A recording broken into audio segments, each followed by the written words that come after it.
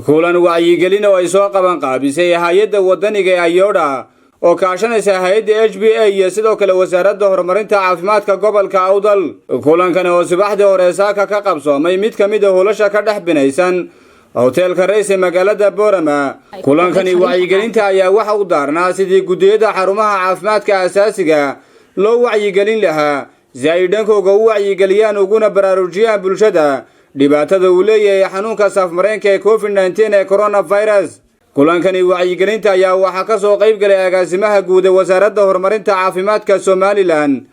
waxaana bilowgii hore madasha halkaasi ka hadasho hadalka iba furtay Maryan Cabdullaahi Daahir oo ka socotay hay'adda HBA, waxaana faahfaahin dheeri ay ka bixisay kulankani wacyigelinta. maanta kulankan aad buu gaaban yahay 2 saacadood baan ugu talagalnay annagoo HBA iyo Ayoodha iyo wasaaradda goheer gobol ee caafimaadka si aan uga hadalno ugu wacyigelino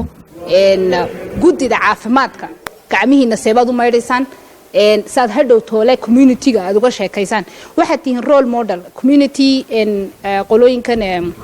gudida caafimaadku waa dadka lagu daydo annaguna waa dadka gatekeeper-keenu u marno maxaa la yiraahdaa. marka imikana waxaan idin qaybin doonaa saabuuno posterkii ay ku qornayd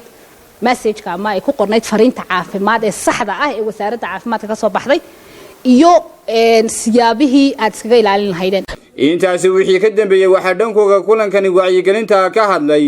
iskuduwaha wasaaradda horumarinta caafimaadka gobolka Awdal Dr. Mukhtaar Jaamac, gudoomiyaha gobolka Awdal Cabdiraxmaan Axmed Cali iyo mas'uuliyiin kale, waxayna dhammaantood isu taageen muhiimadda uu leeyahay kulankani wacyigelinta. anagoo maanta waxa ay halkan ka wadna wacyigelin oo runtii u qaban doono gudida caafimaadka ee ay leeyihiin xanaanooyin kala duwan ee magaalada Boorama oo kulay aan doonayno inaan u gudbin fariin ka mid ah fariimii ka soo baxay gudiga sare ee la dagaalanka iyo ka hortagga cudurka coronavirus oo runtii ay dulucdeedu ahayd 5 qodob dadka dhaqankooda iyo habka ay ula tacaali doonaan insha Allah nadaafadda iyo wixii ku saabsan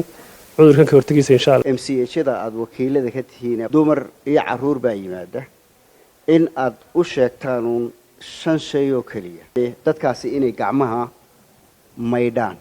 in marka qofku ku daboolo sankiisa iyo afkiisa intaanu hindhisin ama aanu qufin haddii hadaba inta aad wadaad ka gaarsiin weydo in cududaada oo laaban aad sidaa tira waxaan fariin anigu u diraya oo mar kasta u diraya dadweynuhu inuu isla ilaaliyo oo hawsha xaqiis ka qabto oo qofka u soo tilmaamo ilaado warba halka tag kale la kula shuruutamaya waxaan gacmaha la gashanaya idinka ilaalinaya disease-ka iyo afka la xidhanayo shirarka fuliya oo hal loo fuliyo sidii loogu tala galay. guntiga gabagabadii waxa isaguna halkaasi ka hadlay agaasimaha guud ee wasaaradda horumarinta caafimaadka Somaliland Maxamed Cabdi Xergeeye, waxaana uu isdul taagay kulankiinan maanta waa kulan wacyigelina waa kulan la doonayo maadaama aad gudiyadii caafimaadka tihiin inaad qaadaan fariimaha oo aad u gudbisaan bulshadii kale ee aad xiriirka la lahaydeen. fariimaha la qaadanaya waxa weeyaan fariimaha ka hortagga xanuunkan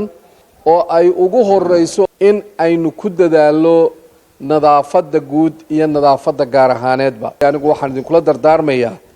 xanuunkani waa in laga hortagaa. waa Imraan Xuseen Aadan, wararka muuqbaaya telefishanka caalamiga Star TV, Boorama.